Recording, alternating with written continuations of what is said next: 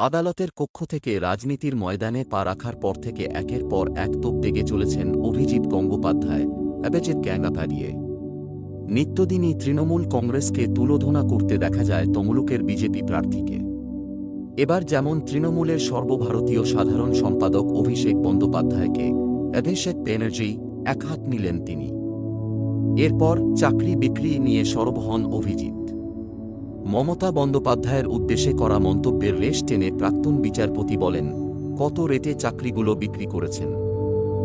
2021 সাল থেকে তাঁরা জানতেন যে চাকরি বিক্রি হচ্ছে। কেন তিনি আটকাননি? কারণ সেখানে তাঁর ইন্টারেস্ট ছিল। চাকরি বিক্রি থেকে তিনি লাভবান হয়েছেন। নিশ্চয়ই হয়েছেন তিনি এবং তাঁর ওই ছ্যাঁচটা ভাইপো। এই জন্যই আমি রেট জানতে চেয়েছি।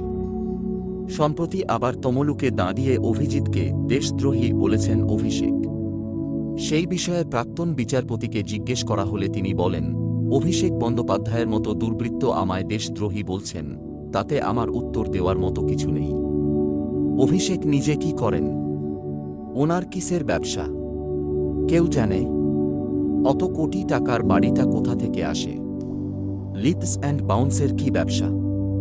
আজ অবধি উত্তর দিতে পেরেছে।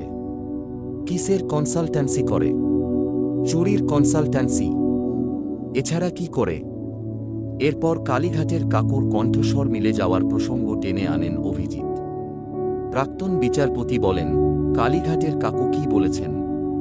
তাঁর কণ্ঠস্বরের সঙ্গে তো মিলে গিয়েছে। এবার দেখুন কি বেরোয়।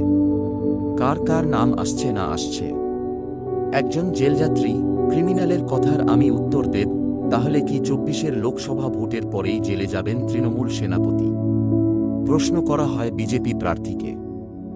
জবাবে বলেন, অনেক আগেই যাওয়া উচিত ছিল বলে আমি মনে করি। যে কোনো দিন তাঁর জেলযাত্রা হওয়া উচিত বলে আমি মনে করি। সেটাই আমি বলেছি। বন্ধুরা, ভিডিওটি কেমন লাগলো অবশ্যই কমেন্ট বক্সে জানাবেন। ভালো লাগলে অবশ্যই ভিডিওটিকে লাইক ও শেয়ার করবেন। নমস্কার।